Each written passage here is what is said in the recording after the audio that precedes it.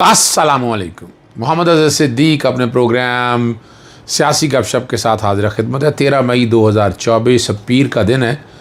बहुत गहमा गहमी रही। 190 million pound का केस मैंने बता दिया था आपको, वो कल तक के लिए शिफ्ट हुआ और वो केस बड़ी बुरी तरह से नैब फंस चुकी है उसके अंदर और निकलना मुश्किल है। चीफ जस्टिस PTI के जलसे के जो इजाज़त के दौरान रिमार्क्स दिए वो बड़े गौर तलब हैं। क्या जुल्म हो रहा है आपके सामने। कश्मीर में हालात इनके कंट्रोल में नहीं और ना रहने हैं। हालात इनके बस की बात नहीं है। वजह नीयतें साफ़ नहीं हैं। नीयतें साफ़ होती जब ज़ुबान खलक नकार है, जब आप कुदरत के ख़िलाफ़ जाते हैं। यानी कुदरत क्या था कि वोट तो पड़ा है इमरान ख़ान को, हुकूमत दे दी आपने इन लोगों को, तो ये तो कुदरत की आवाज़ नहीं है ना जी।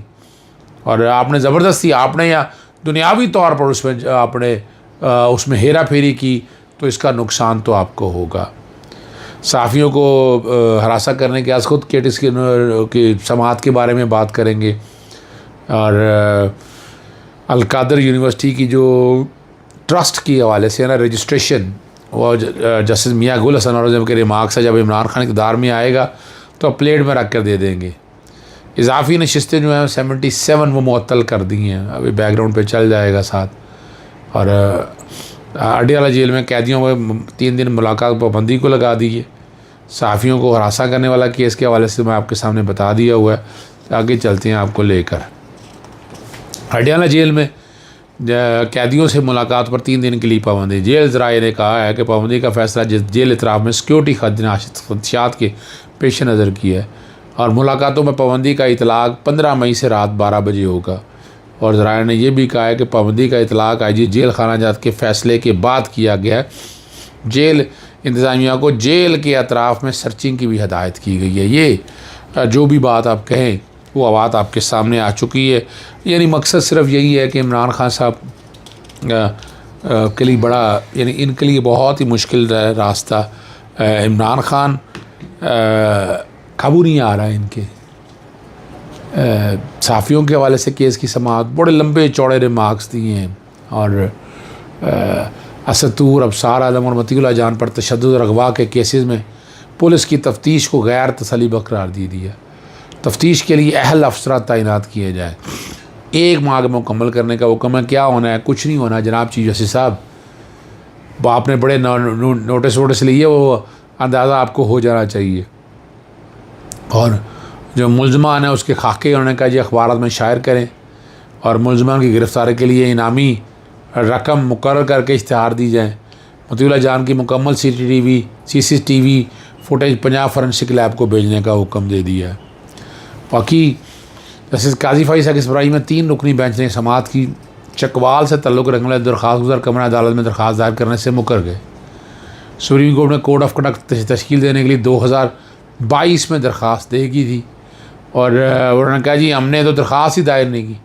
चीफ जस्टिस ने कहा कि आपका नाम और रहायशी पता कैसे आप बगैर इजाज़त दरख्वास्त दायर करने वालों के खिलाफ FIR कटवाएँगे। दरख्वास्त ने कहा आपकी सरपरस्ती होगी तो FIR कटवाएँगे। चीफ जस्टिस ने कहा हम क्यों सरपरस्ती करें, कुछ सच नहीं बोलता, हम जांच के लिए मामला पंजाब फोरेंसिक लेबॉर्ट्री को भिजवा देते हैं। और एडवोकेट हैदर वहीद ने कहा मुझे एडवोकेट ऑन रिकॉर्ड ने हदायत दी थी। अब चीफ जस्टिस काजी फ़ाइज़ ने कहा कि गलत खबर पर तो कोई माफ़ी तक नहीं मांगता, गलतियाँ तो जैसे सुप्रीम कोर्ट के जज ही करते हैं, हम कुछ करते नहीं। तो इसका मतलब ये नहीं है कि बस पत्थर फेंकते जाओ। बैरून मुल्क में ऐसा होता है तो हद के इस में जेबें खाली हो जाती हैं। ये अब यहाँ बातें तो बहुत सी ऐसी होंगी ना, बहुत से इसका जवाब भी देना होगा।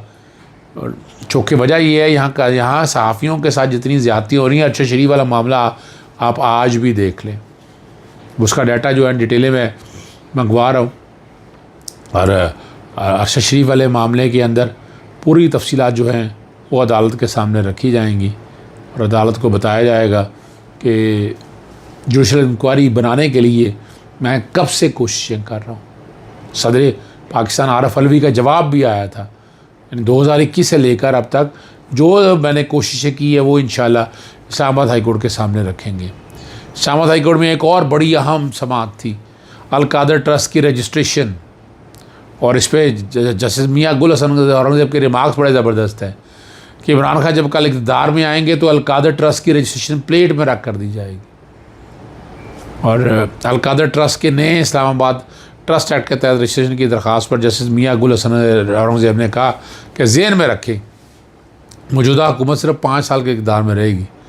इमरान खान का इक़्तिदार में आ गए तो प्लेट में रखकर रजिस्ट्रेशन दी जाएगी। और जस्टिस मियां गुल हसन ने इस्तफसार किया कि सरकारी अहदेदार क्यों खौफ महसूस कर रहे हैं। सरकारी अहदेदार को तो सिर्फ अल्लाह का खौफ होना चाहिए। और ज़हन में रखेंगे मौजूदा और यहाँ जो है चीफ कमिश्नर इस्लामाबाद आइंदा समात दोबारा रिपोर्ट तलब करती है। देखिए ये ज़्यादती क्या हो रही है, ये ज़्यादती ज़रा समझिएगा कि बड़ा सीधा सा मामला है, रजिस्ट्रेशन का प्रोसेस है, वो नहीं दे रहे। तो यहाँ ये अब अदालतों में जुडिशल एक्टिविज़म इसलिए ज़रूरी है, वरना तो आप नहीं मानेंगे, वो तो मानेगा ही कोई नहीं सवाल के लिए। इसीलिए अदालतें बनी हैं। अब अदालतों ने अपना एक रोल प्ले करना है।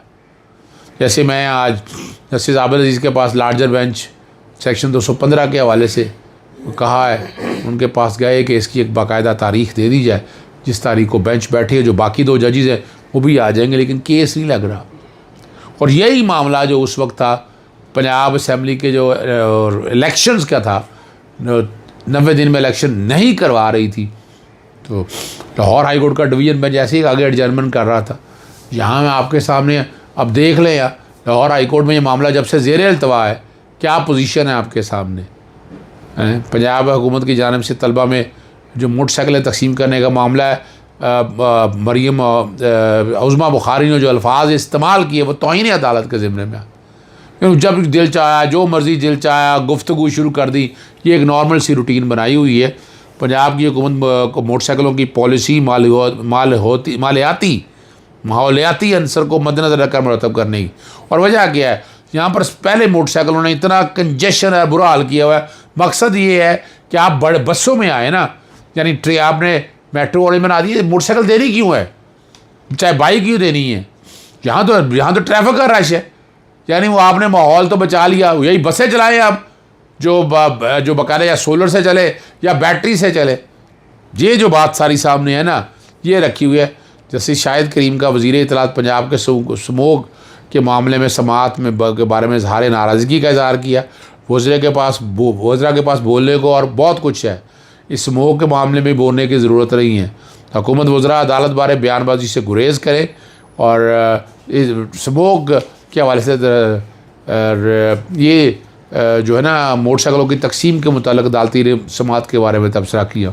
उन्हें कोई आइडिया नहीं वो क्या कह रही, उनको सिर्फ ये कहें वो अदालत वाले को तबसरा ना करे। एडवोकेट जनरल को बुलाया गया और पार्किंग की जगह नहीं, जो मैंने कहा लाखों मोटरसाइकिलें मज़ीद शामिल हो जाएंगी। तलबा को मोटरसाइकिल नहीं बसें देने की ज़रूरत है, और यहाँ होना भी ये चाहिए। बात बड़ी सिंपल सी है कि आप उस पर एडवोकेट जनरल ने कहा जी मैं जवाब दाखिल करना चाहता हूँ, करा दें जवाब दाखिला। यानी आप ये क्वेश्चन ये पॉलिसी का नहीं है, ये तो तबाही और बर्बादी है। आप पहले आपने गाड़ियाँ तकसीम की, वही हाल किया। येलो स्कीम का क्या हाल हो गया, कर्ज उतारो मुल्क सवारों का, आपने क्या तबाही की है। और गवर्नमेंट को अपनी स्ट्रेटजी तब्दील करनी चाहिए, क्लाइमेट की को पॉलिसी में शामिल करें। गवर्नमेंट तालीमी इदारों में बसें देने की पॉलिसी बना सकती है। सेक्रेटरी ट्रांसपोर्ट आप जुमा के रोज़ सुन लें, ये आ जाए। और गुज़श्ता समात पर शहर में लगी लाइटों के बारे में बात हुई थी और वो बड़ी ज़्यादती है लाइटों में, वो इंशाल्लाह हम पटिशन दायर कर रहे हैं। पेशावर हाई कोर्ट में बड़ी एक आम समात हुई है। हजाताबाद से लापता अफराद के मुतालिक केस की हाई कोर्ट में समात हुई।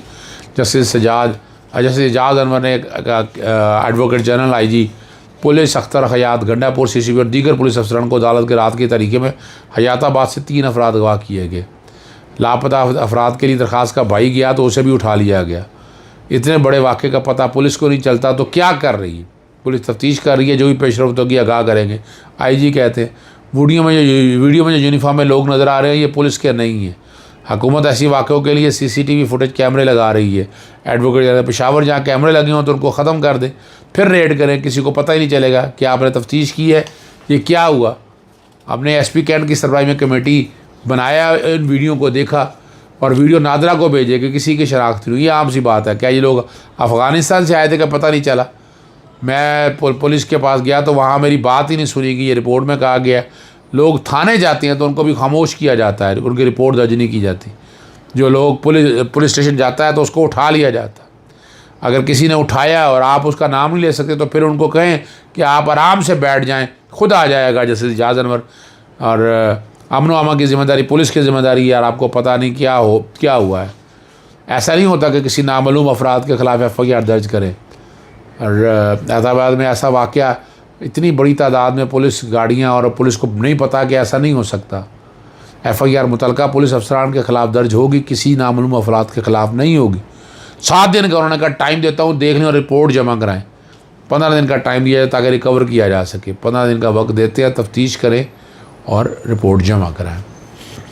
आखिर में chief justice Sindh high court PTI के जलसे के बारे में देखें, और ये हक है जलसा, आर्टिकल 15, 16, 17 ये हक देता है आपको जलसा जुलूस करने का। बागे जनाब जलसा की दरख्वास्त पर समाअत, अभी तक जलसे की इजाज़त नहीं मिल सकी। 2 रोज़ में PTI मुतलका अदालत से मुशावरत करके फ़ैसला करें। और इदारों की रिपोर्ट पर इज़हार बरहमी किया कि इस रिपोर्ट में जो लिखा है वो पाकिस्तान के बच्चे बच्चों को पता है। अदालत ने DC ईस्ट और दीगर से इस्तफसार की इस मांग पर 2 जलसे हुए। क्या आप वो लोग उस वक्त घरों में बैठे हुए थे? ये कौन सा हसास मामला है? क्या ये इंडिया पाकिस्तान की जंग का मामला है? आपकी रिपोर्ट में देखकर लगता है कि 50 साल तक इजाज़त नहीं मिलेगी। रिपोर्ट लिखने वाले तमाशा बना रखा है, और ये बात सही है, बड़ा हकीकत है। चीफ सिंध हाई कोर्ट ने कहा आप हमेशा कोई जलसों पर पाबंदी लगा दें या जिसकी जलसा की इजाज़त दें।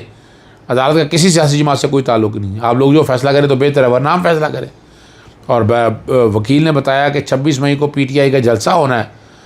10 रोज़ में ये लोग बताएं जलसा कहाँ करना है, ठीक है। और आखिर में जो इलेक्शन कमीशन है, जो मैंने आपको बता दिया था, मखसूस नशिस्तें 77 है जी, आपको पता होना चाहिए। खैबर पख्तूनख्वा से कौमी असम्बली की 8 ख़वातीन अरकान मुअत्तल कर दी गई। पंजाब असम्बली से कौमी असम्बली की 11 ख़वातीन अरकान को मुअत्तल किया गया। कौमी असम्बली में 3 अक़लियती नशिस्तें थीं। पंजाब असम्बली से मखसूस नशिस्तों पर 24 अरकानें मुअत्तल हुई। खैबर पख्तूनख्वा असम्बली में 21 ख़वातीन अरकान मुअत्तल किया गया। ये उन पार्टियों को दे दी जिन पार्टियों का मुतनासिब नुमाइंदगी में हाल ही नहीं था। और खैबर पख्तूनख्वा असम्बली में से अक़लियतों के 4 अरकान को मुअत्तल किया गया। सिंध असम्बली में 2 ख़वातीन और 1 अरकान मुअत्तल हुए। तो 23 सीटें जो थी ना, ये ज़बरदस्ती कब्ज़ा लेके मेजॉरिटी बनाई थी।